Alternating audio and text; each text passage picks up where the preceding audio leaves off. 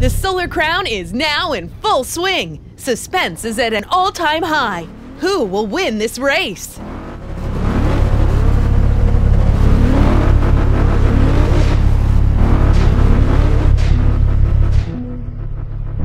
This is Test Drive Unlimited 2, and right off the bat I can start by saying it gets the nicest compliment I can give any driving game, in that it's kind of like Outrun, and that's really as good as you get from me, I'm afraid.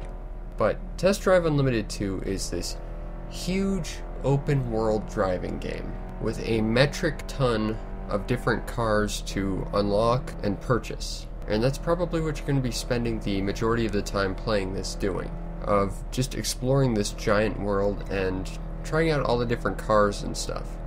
Now, the story, for what little there is, you are some loser chauffeur, and as a joke, this rich lady kind of enters you into this prestigious driving competition type thing. And it's really up to you to rise to the ranks of all the various different competitions to prove you're the best driver in this contest. There honestly isn't all that much of a story here, and to back this up, there's only about 8 other people in this story, and they're all really poorly acted, poorly voiced, poorly written characters that you just wish you could punch in the face. But you can do the next best thing and beat them at their racing class of choice, and in doing so, win their car from them. Because I guess this is Highlander rules, where there can be only one person driving around the stupid looking car. But when you're not earning licenses or doing story-based stuff, which you won't be doing too often, you'll be driving around the incredibly large open world that this game has to offer. In fact, it has 2 giant open worlds for you. It has Ibiza and one of the islands of Hawaii. And these environments are huge, and it can take hours to just drive around them. So there's tons of different stuff to do. More so in Ibiza, which tends to have a more varied landscape and a lot more to see and do. But the best thing about this, and going back to my initial statement, is it's a lot like Outrun. Aside from the story missions, you are not confined to a set track, and you can essentially just drive wherever you want. It's basically your own adventure, wherever you want to go drive, and that's really cool. And even when you're in the story-based driving competitions, you have to hit the checkpoints, but it's really more of a as the crow flies method. You can go off the track, and some races don't even have tracks. You can definitely gain a serious advantage by going off-road to hit the checkpoints faster. Now, outside of just driving around and doing the story-based missions, there's also a very in-depth customization system. You can upgrade your cars as well as change their paint, as well as add various decals and stickers to them if you want to give them a personal touch.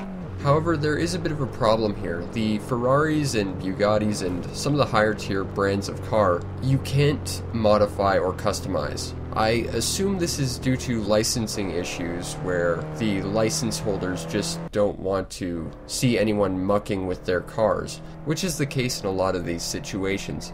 It's just a shame that you can't go out of your way to customize a Ferrari or whatever. And, well, I think this is a disappointing thing that you can't do this with all of the various cars. I have to give massive amounts of props to any game which can allow you to put the entire first level of Dig Dug onto a Lotus. So, somewhere along the lines, it kind of balances out. While I'm hardly an expert in driving games, this game feels like it's leaning more towards the arcadey sort of style. It's not as crazy as something like Burnout Paradise, but it's not as in-depth in its realism as something like either Forza or Gran Turismo, which doesn't really bother me. However, because it's not focusing on the more realistic driving experience, it feels like the driver's seat camera doesn't work terribly well. Like, something about it, maybe it's just the point of view or how much of the dashboard takes up the visual real estate, but something about it just doesn't quite work. I think it looks much better if you do the behind the car sort of third person mode, as I think that just gives you a better idea of where you are spatially. Now, if you haven't had enough of your stupid, poorly written, cheesy competitors, you can see them driving around the island at any one time, and if you approach them, you can flash your lights at them and challenge them to an impromptu race. And this is kind of cool because pretty much anywhere on the island turns into a racetrack, and I really enjoy that. There are tons of different licenses and cars you're going to need to unlock, and unlocking them does take a decent amount of time. In addition, there are several wrecked cars hidden around both of the open worlds, where you have to go off-road to find a wreck, and if you collect all of them for a specific car, you're awarded that car. And some of them are very good.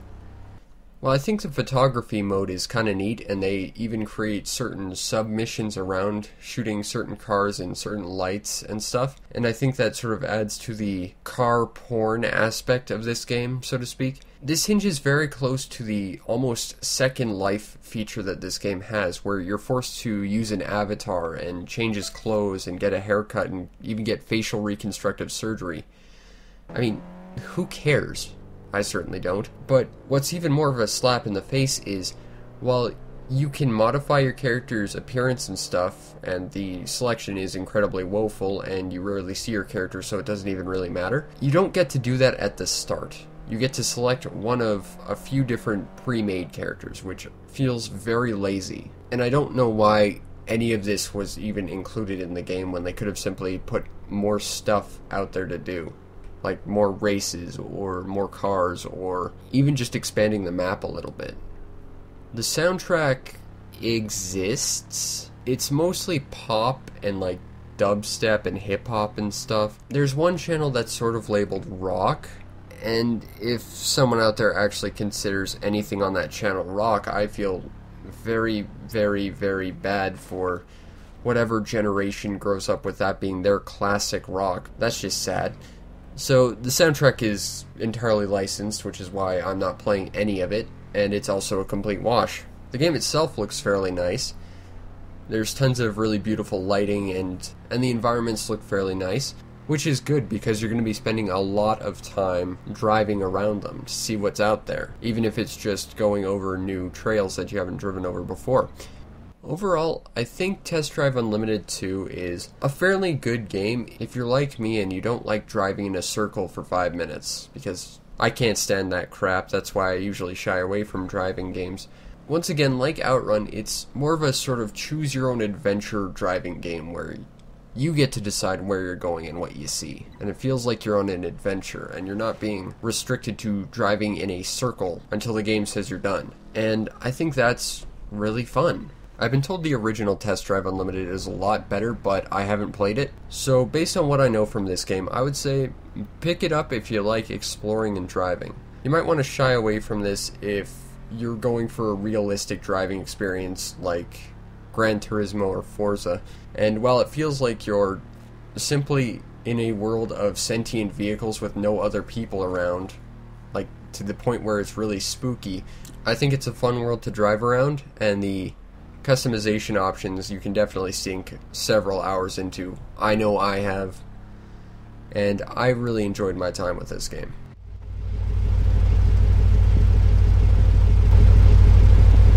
Hello, I'm really tired of walking. Can you please take me home?